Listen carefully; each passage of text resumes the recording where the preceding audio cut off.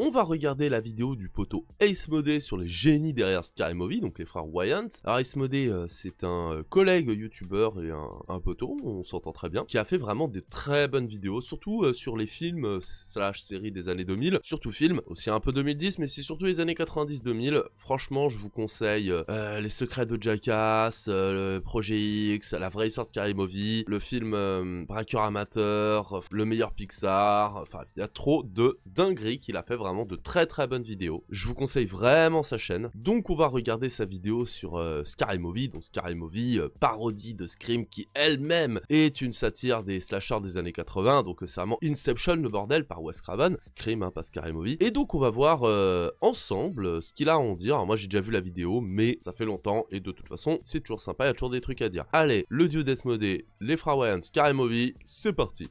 En 1996, Scream débarque dans les salles de cinéma. On en a déjà parlé dans une précédente vidéo, mais pour rappel, le film de Wes Craven est un slasher méta. J'aime cet acteur, j'aime tellement cet acteur. Il fait tellement un bon Sammy, et franchement, les personnes qui sont pas d'accord, je vous emmerde. Il réinvente les codes du film d'horreur grâce notamment au scénario de Kevin Williamson, qui est novateur, surprenant, mais aussi subtilement comique. Scream se moque des conventions du genre, décortique les défauts et tropes du slasher. C'est un film qui deviendra culte et qui marquera son époque. En 1997, un autre scénario de Kevin Williamson est adapté au cinéma. Alors, j'avais jamais vu Scream avant, il y a pas si longtemps, genre Halloween 2024, et je me suis tous fait avec ma copine, et franchement, c'est grave cool. Ils sont pas tous égaux, évidemment, mais il y a des commentaires ultra intéressants, surtout pour l'époque. Wes Craven, c'est Wes Craven, hein, ça marche super bien. Et franchement, si vous avez jamais vu Scream, vous pouvez mater les 3 premiers minimum sans problème. Les autres sont bien aussi, hein, mais minimum les 3 premiers, vous pouvez y aller. Souviens-toi l'été dernier, j'ai pas vu, mais bon. Et il s'agit de Souviens-toi l'été dernier. Le film est bien moins méta que Scream peut l'être. Craven n'est pas à la réalisation et ça se sent. Le film est un brin trop sérieux et bien qu'il aura un petit succès populaire amenant à la production J'avais oublié Jack Black en fumeur de loin,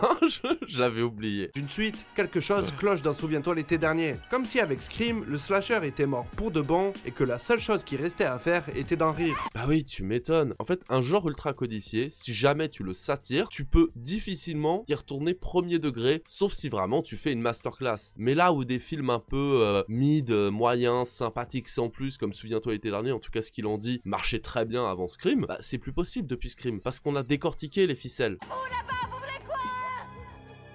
Qu'est-ce que vous attendez? Je rigole parce que bah voilà, pour ça. Moi, qu'est-ce que j'attends? Tu trouves que j'attends trop? Fais un backflip.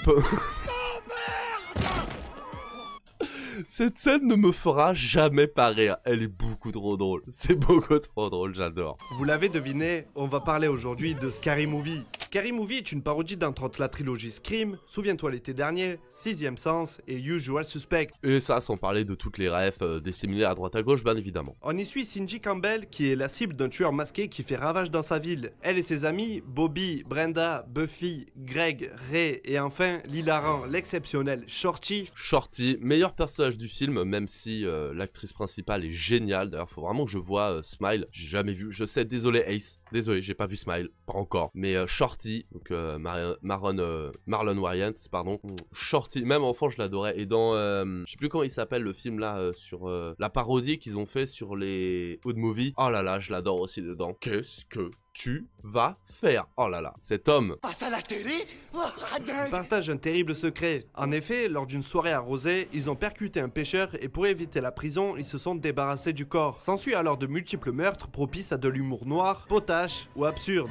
Le film sort le 25 octobre 2000 au cinéma et il devient un succès extraordinaire, cumulant 278 millions de dollars au box-office mondial pour un budget de 19 millions. C'est pas mal, hein. On est sur un bon rapport, franchement. Mais d'un côté, mérité, le film est trop drôle. Alors, je comprends qu'il y ait des gens qui aiment pas, en vrai. Hein. Je comprends totalement. Parce que c'est un peu gras, c'est violent, c'est sexuel, c'est l'humour con des années 2000, quoi. C'est, voilà. Mais moi, j'adore. Je comprends qu'on n'aime pas, mais après, jugez pas, hein. Écoutez, chacun son humour. Puis moi, j'aime bien tout type d'humour, hein, tant que... Bah, en fait, c'est con, hein, mais je suis bizarre parce que tant que ça me fait rire, j'aime bien.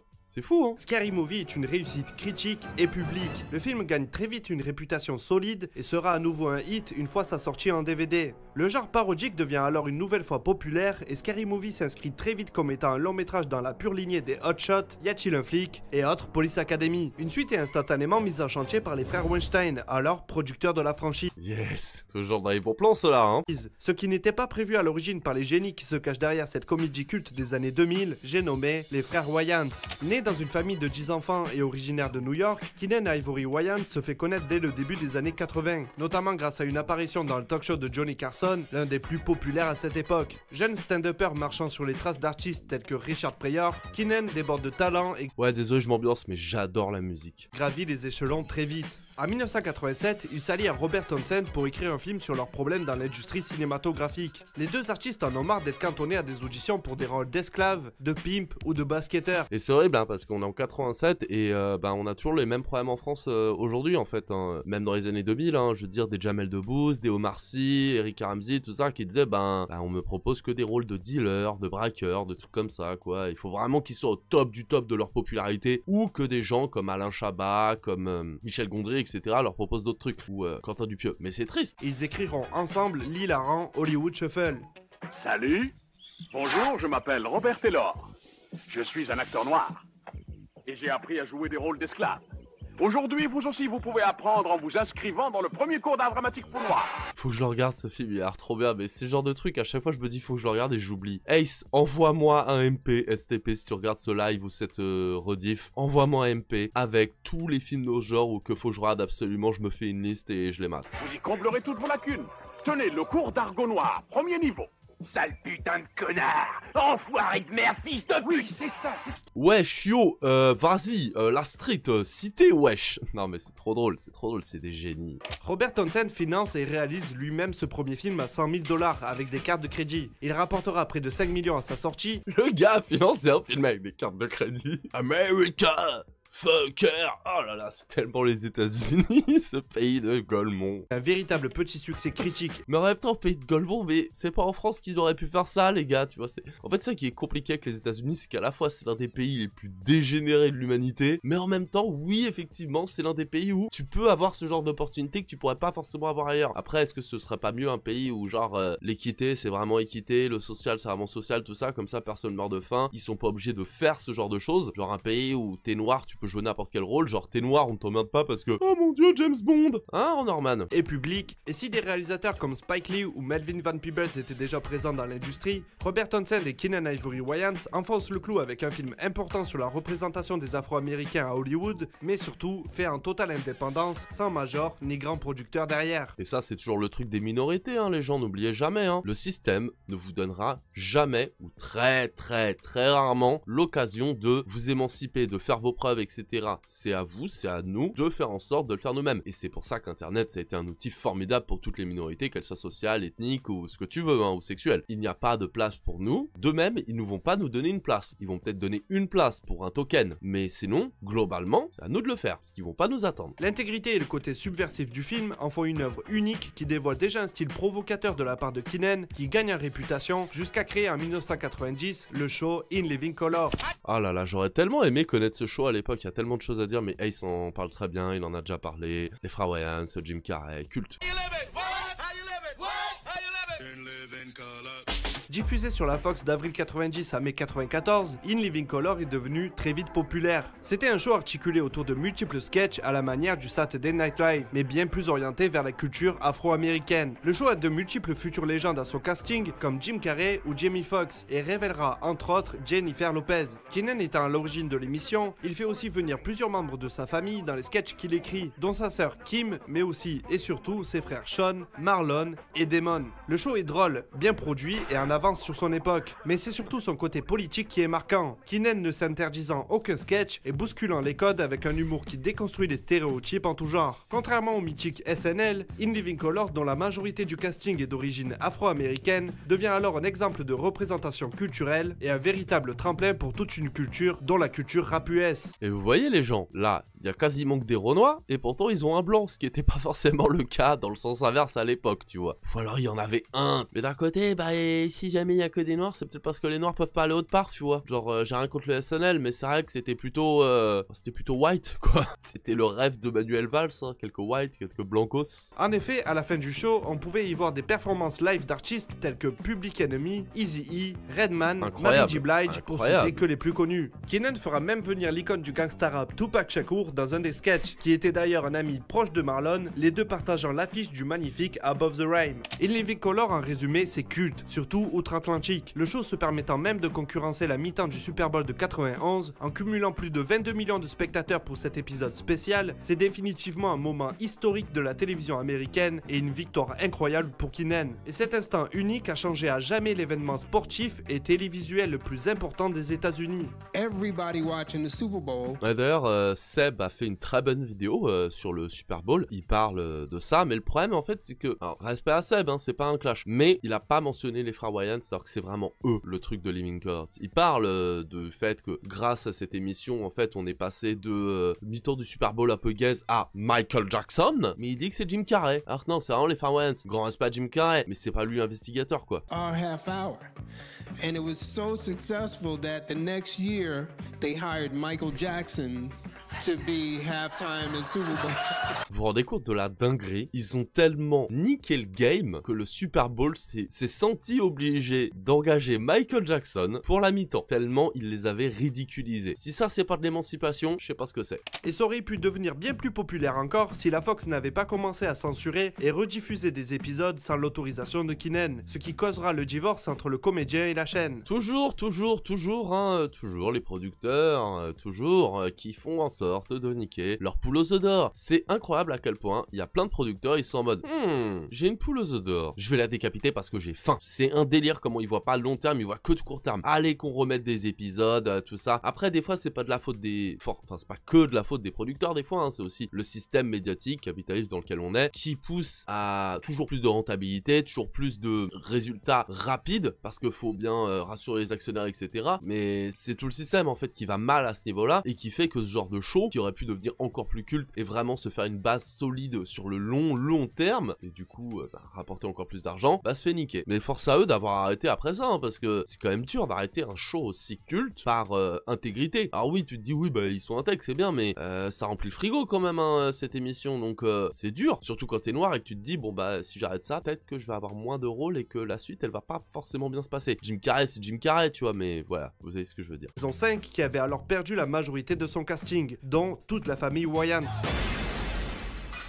Sean et Marlon auront droit à leur propre sitcom de janvier 95 à mai 99, sobrement intitulé The Wayans Bro et diffusé sur la chaîne de la Warner. Damon, qui avait débuté sa carrière dans Le Flic de Beverly Hills, continue sa carrière au cinéma dans plusieurs comédies et utilise tout son potentiel dans Le Bijou qui est le dernier Samaritain du regretté Tony Scott et écrit par Shane Black. Et oui, il vous dit quelque chose, hein, ce monsieur, hein, vous inquiétez pas, c'est normal. Vous allez pas cafeter surtout. Toi, tu la fermes, Duglan. C'est moi, Duglan, lui c'est Trouduc. Il apparaîtra aussi aux côtés d'un jeune Adam Sandler dans le film À l'épreuve des balles. Mais bien sûr, vous l'attendez tous, Damon est surtout connu pour son rôle de Michael Kyle dans la série Ma famille d'abord. Alors, gros respect pour Ma famille d'abord, mais je trouve que c'est une sitcom un peu surestimée, un petit peu. J'aime bien, hein, c'est vraiment mon enfance. D'ailleurs, faudrait que je me la refasse, un de ces quatre, parce que ça fait longtemps. Mais tous ces gens qui la comparent à Malcolm, au genre de choses, dude, please, dude, sérieusement, vous comparez Malcolm à Ma famille d'abord. Respect pour Ma famille d'abord, mais c'est moins bien. Après, la série est très cool et au moins représentation, tout ça, mais d'un point de vue purement qualitatif, c'est moins bien. Enfin, bref. Revenons en arrière. Dans les années 90, l'essor du gangsta rap pousse Hollywood à produire de nombreux hood movies. Genre caractérisé par ses décors situés dans les ghettos des États-Unis, à commencer par le long métrage Colors, puis Boys in the Hood, et enfin le traumatisant Menace to Society, pour ne parler que de la West Coast et des plus connus. Bien sûr, il y a aussi les presses de la ville, mais ça, j'en parlerai une autre fois. Sean et Marlon voient du potentiel dans ces histoires de gangsters, et se mettent alors à... Spoof Movie, voilà, moi c'est ce film-là dont je parlais, il est incroyable. Black to the Hood 6, j'avais pas remarqué. écrire un long métrage parodique du hood movies qui définira leur style unique et reconnaissable entre mille. Yo, je vais vous dire moi ce que c'est que le ghetto. Parce que dans le ghetto, n'importe qui est une cible. Spoof Movie est sorti en 96. On y suit Sandar qui vient d'aménager en plein ghetto et qui va alors découvrir la rue, la vraie, aux côtés de son cousin Lock Dog et de toute sa bande. Loin du misérabilisme habituel, Sean et Marlon détournent des scènes de culte avec un talent impressionnant de justesse. Mais j'adore parce que c'est vraiment le côté, je suis vraiment d'accord. Nous en France on l'a connu après Scary Movie évidemment, hein, il va en parler, mais j'adore ce film parce que déjà à l'époque, inconsciemment, je me rendais compte que ça disait des messages mais sans être en mode ouin ouin, tu vois, c'est juste bah les gars ils sont comme as quoi, c'est tout. Et franchement, vraiment très bon film, si vous l'avez jamais vu allez-y. Humour potache etc, mais très bon film. Je peux dire que je plains ta mère. Qu'est-ce que t'as dit sur ma maman? Tu viens de dire quoi sur ma maman? Il prouve qu'on peut avoir un message politique sur la situation des Afro-Américains aux États-Unis sans faire dans le tire-larme ou la glorification de la rue. Certaines vannes sont acides et peuvent mettre mal à l'aise, mais ils utilisent l'absurdité des situations à leur avantage, ce qui en fait un film drôle et important dans le genre parodique. Message! Pour un budget de 3,8 millions de dollars, il en rapportera 20 au total. Il est loin d'être une réussite et le film ne sera pas un succès critique, mais gagnera en popularité avec les années. Il fut inédit en France jusqu'en 2001, où il sortit enfin en DVD pour surfer sur le succès de Scary Movie. Après, je raconte la partie intéressante. Si rendre drôle des thèmes comme la précarité et le racisme dans Spoof Movie était dans les cordes des frères Wayans, alors se moquer d'un genre déjà déconstruit et prêt à être parodié était la suite logique des événements. C'est sur une idée de Sean que l'histoire de Scary Movie débuta. Après avoir vu les films Scream et autres Souviens-toi l'été dernier, il proposa aux frères Weinstein un script pour une parodie qui était déjà en chantier dans les bureaux de la Miramax sous la branche Dimension Film. Le script d'origine, dont les auteurs sont deux opportunistes sans aucun talent, sera jeté à la poubelle, mais on reparle d'eux un peu plus tard. Réalisé par Keenen Ivory Wayans cette fois-ci, Scary Movie brille par sa minutie à Film de reproduire famille. quasi à l'identique les films dont il se moque. Ça vient de je sais pas où. Oh mon dieu, on a écrasé une botte! Le travail de photographie de Francis Kenny, qui est en passant le directeur de la photographie du cultissime Oh Hi, est incroyable de mimétisme. Et l'humour si unique aux frères Wayans se marie parfaitement avec le genre horrifique, dont le gore et autres screamers fonctionnent malgré l'aspect comique des situations. Alors il y a quelques scènes qui ont mal vieilli, hein. Genre là typiquement, bon...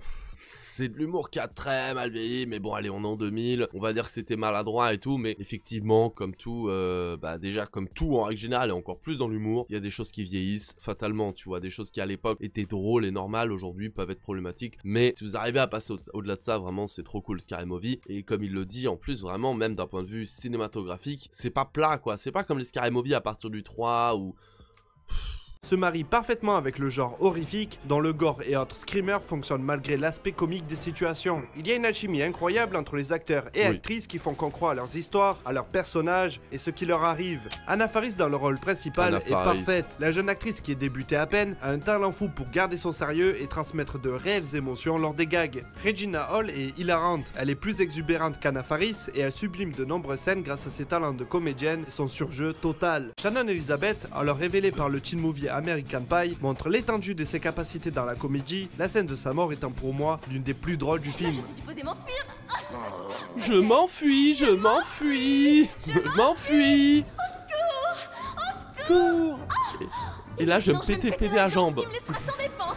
Scary Movie a peu de défauts à mes yeux, à Ça part fait peut-être mal. certaines blagues qui ont vieilli ou des parodies qui sortent de nulle part comme celle de Matrix. Oui, bah du coup, c'est ce qu'il dit aussi, je suis d'accord avec lui, il y a certaines blagues, grossophobie, transphobie, tout ça, mais allez, c'est l'époque, et tu sens que c'est pas fait méchamment, c'est surtout ça en fait qu'il faut se dire sur les blagues, c'est est-ce que c'est juste naïf en mode haha, on veut juste en rigoler, ou est-ce qu'il y a un vrai propos derrière, c'est aussi ça qu'il faut se dire, tu vois, pour les trucs à l'ancienne des fois. Par contre, les parodies du genre Matrix, oui, c'est juste pour dire qu'on était dans les années 2000, en 2000, et que Matrix a tout niqué, quoi, c'est tout. Le film reste tout de même très bon, et bien que l'humour soit subjectif, il est pour moi toujours drôle, même 20 ans après sa sortie. On se demande réellement qui est le tueur, et une fois révélé dans une ultime parodie qui prend tout son sens quand on connaît l'univers de Scream sur le bout des doigts, le film devient alors grandiose et surprenant du début à la fin. Et bon, vous vous en doutez, mon perso favori c'est évidemment Shorty, personnage haut en couleur et stoner au QI négatif. Parodie de Randy Mix, version amateur de bœuf, Shorty fait mouche à chaque fois qu'il ouvre la bouche pour dire une connerie, et le jeu d'acteur de Marlon Wayans n'y est pas pour rien. Moins violent et agressif que Lock Dog. Mais j'adore Lock Dog aussi quand même. En fait j'adore les deux, mais c'est vraiment on dirait la version dark et la version gentille du même perso, tu vois. Genre Lock Dog c'est la version dark qui a un peu trop pris de crack, et Shorty c'est la version douce qui a pris que de la bœuf, tu vois. Qu'est-ce que tu vas faire? Shorty se fera même pote avec le tueur à la fin du film. Tire. C'est de la bonne. C'est le personnage qui, à mes yeux, fait passer Scary Movie de très bons films à œuvre culte. Et Oui. pour moi, c'est celui qui évitera à Scary Movie 2 d'être un naufrage total. Je m'explique. Scary Movie 2 est moins bon que son aîné. Alors moi quand j'étais plus jeune j'adorais Scary Movie 2 parce que ben déjà j'avais vu Scary Movie 2 avant Scary Movie 1 parce que je sais pas pourquoi, sûrement parce que ben voilà on l'a loué et tout et je me l'étais maté en boucle et il y avait des scènes que j'adorais. Mais avec le recul objectivement oui il est moins bien. Il reste très bon hein, moi je trouve mais voilà. Les scènes s'enchaînent mal, le fil rouge est moins Oui, présent que ça, dans le c'est vrai. premier, ce qui en fait un film moins digeste. C'est vrai que ça fait un peu suite de sketch avec un fil rouge un peu mais sinon il y a des scènes incroyables, il y a des acteurs de fou, non franchement ça reste très cool sur plein de points. Cependant, la parodie d'Emek Aleumakes fonctionne toujours sur moi.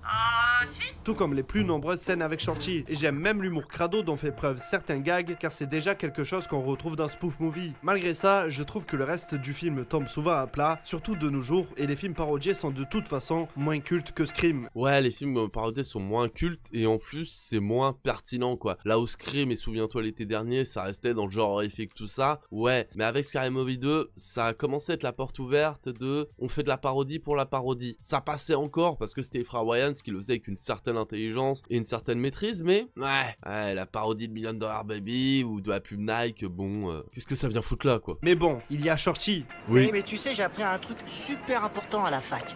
La valeur des bouquins. Ouais, regarde celui-là. Papier gratos. Papier gratos. Ce qui est complètement con parce que bah y a pas le collant donc comment tu le fumes? Ok tu mets de la colle mais oh là là il doit avoir des poumons lui. Génial. Les frères Wayans avaient compris que le personnage emblématique était Shorty et que le réel aspect novateur de Scary Movie avait été son côté stoner. Mais les Weinstein ont voulu une suite et rapidement, ne laissant pas aux Wayans le temps d'écrire un bon film. Comme pour Show in Color hein, finalement le côté on veut tout de suite, on veut rapidement et on s'en fout de la qualité, on veut de la rentabilité sur le court terme mesdames et messieurs. On se retrouve donc avec un moins bon long métrage dont l'exemple le plus parlant est que si je vous montre ça... Coucou. Ah ouais, C'est ridicule. C'est la pub Nike, ça. Alors que si je vous montre ça... Yo. Voilà.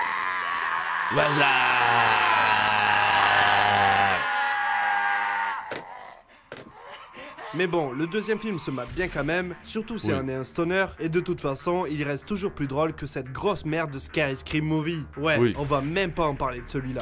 Bon, vous le savez tous, Scary Movie a eu d'autres suites, mais à cause de différends avec la Miramax, les frères Wayans ont été écartés du troisième film, malgré un script déjà écrit. C'est quoi ce beans? Cette scène par contre elle est excellente dans le film, genre ils mettent tous les blancs avec les blancs, les noirs avec les noirs, ils vont mourir, c'est sûr. Le troisième opus sera donc réalisé par nul autre que David Zucker, celui même qui avec son frère et Jim Abrahams était à l'origine des Y a-t-il un flic. Et autant vous le dire, c'est une douche froide comparé au premier. Autant il y avait encore un semblant de scénario dans le deuxième, autant dans celui-là c'est un enchaînement de parodies qui malgré un dévouement total de Regina Hall et Anna Faris, fonctionne rarement. Ouais, en vrai, moi j'aime bien Scary Movie 3, il y a certaines scènes qui marchent, le président est très marrant et tout, mais là on passe vraiment de film à suite de sketch. C'est vraiment, la frontière a été franchie et c'est vraiment après Scary Movie 3 que toutes les merdes genre Disaster Movie ou tout ça là, ils ont commencé à pulluler et c'est vraiment dommage. Même l'ajout de Kevin Hart et du trop méconnu Anthony Anderson ne relève pas le niveau. Rosa, Rosa, Rosa. Ah non mais le voleur de Pontiac, ma gueule. Les films parodiés sont populaires, certes, mais loin d'être autant cultes que Scream encore une fois. Oui, et puis surtout moins pertinent, c'est surtout moins pertinent, genre 8 Mile, 6ème sens, et puis c'est quand même 6ème sens, 7 Mile, c'est quand même très culte hein. Puis désolé hein, mais les frères Wayans avaient une fraîcheur et un talent à comprendre leur génération. Oui. Alors que David Zucker a juste rajouté un humour de boomer au film et ça devient très vite navrant. Là, je suis à moitié d'accord, parce que oui, les frères Wayans sont vraiment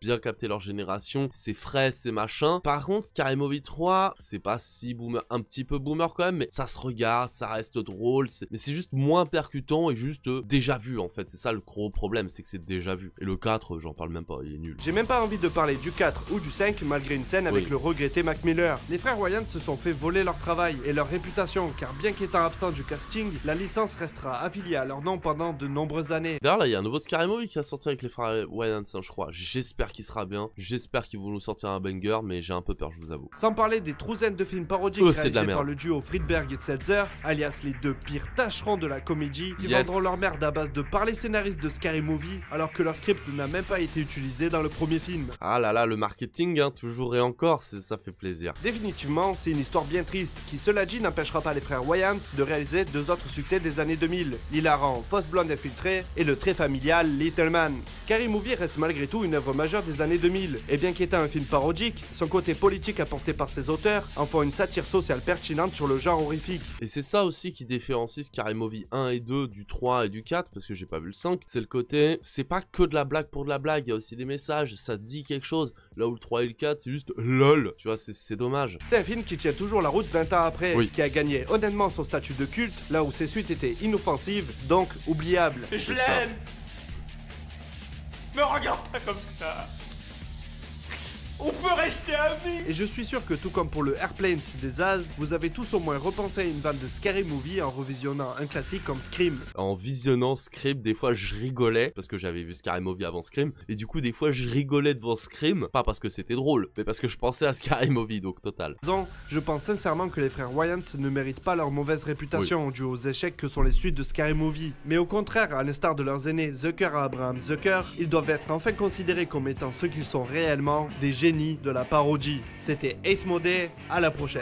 Eh bah écoutez les gens, franchement, il est pas cool mon pote? Franchement, le bro Ace Modé, c'est cool ce qu'il fait. Non, moi je vous dis banger, banger. Non, toujours excellent, j'adore ce qu'il fait. C'est pas sa meilleure en plus je trouve, hein, mais c'est l'une de celles qui représente bien son travail. Et en plus c'était en... Attends, 2020 elle est sortie, donc voilà. Non, très bonne... C'était il y a 5 ans, hein, mine de rien. Enfin presque 5 ans, en septembre ça fera 5 ans. Que vraiment, encore une fois, allez voir la chaîne du bro Ace Modé, abonnez-vous en balle, franchement, il fait du très bon travail, il est pas assez actif malheureusement, mais d'un côté faut bien manger, et si vous voulez d'autres arguments pour vous abonner à sa chaîne, dites-vous que c'est le monteur de Bolchegeek. Donc comme ça, travail de qualité, de gauchasse, on adore, et si vous voulez plus de vidéos d'Ace Modé, faites en sorte que sa chaîne explose et qu'il puisse se concentrer dessus. Tout va bien.